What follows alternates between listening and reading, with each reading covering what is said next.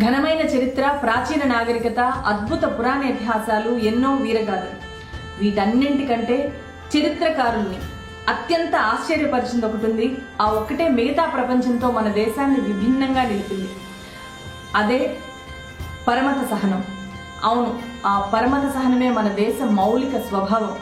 హిందూ, ముస్లిం, క్రైస్తవ, సిక్కు, జైన, బౌద్ధ, యూదు ఎవరి మతం వాళ్ళది. హిందూ బాబాయ్, ముస్లిం భాయ్, క్రిస్టియన్ సిస్టర్. మందిర్, మసీద్, చర్చ్ ఎవరి ప్రార్థన వాళ్ళది. మతం పూర్తిగా ఒక వ్యక్తిగత విశ్వాసం. కానీ ఇప్పుడు అదే దేశంలో అతిపెద్ద రాజకీయం అయిపోయింది. 4 గోడల మధ్య మనం పూజించే దేవుణ్ణి పార్టీ జెండాల మీదకి తెచ్చేశారు. పరమత సహనాన్ని తుంచి దేవుళ్ళ మధ్య చిచ్చు పెట్టింది ఎవరు? ఈ వీధి రాజేష్కు ఆ వీధిలో ఉండే రసూల్తో గొడవెందుకు వస్తుంది? నువ్వు ఆడుకున్న సలీం ఇవాళ నీకెలా శత్రువు అవుతాడు? నీతోనే ఈతాడిన విల్సన్ నీకెప్పటి నుంచి పరాయవాడయ్యాడు? అస్మా, జ్యోతి, మేరీ వీళ్ళంతా కలిసుంటే, కలిసి తింటే నీకొచ్చే నష్టమేంటి? నీ మతానికి ఇంకెవడో ప్రతినిధి ఎలా అవుతాడు?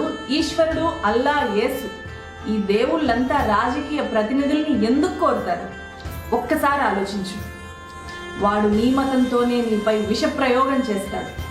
నువ్వు బలవంతుడివి అంటూ నీ చెవిలో పువ్వు పెట్టి వాడు పీఠమెక్కుతాడు. నువ్వు బలహీనుడివి అంటూ నీ చేతికి ఒక పతంగినిచ్చి వాడు పైకి ఎగురుతాడు.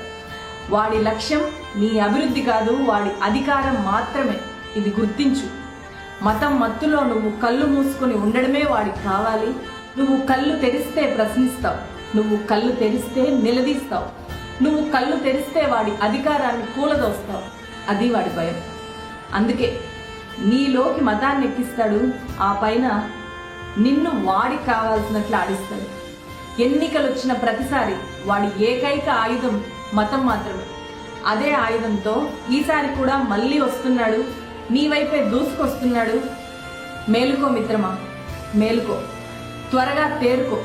నిన్ను నువ్వు కాపాడుకోవాలి, ఈ దేశాన్ని కూడా నువ్వే కాపాడుకోవాలి అనే విషయాన్ని గుర్తుపెట్టు.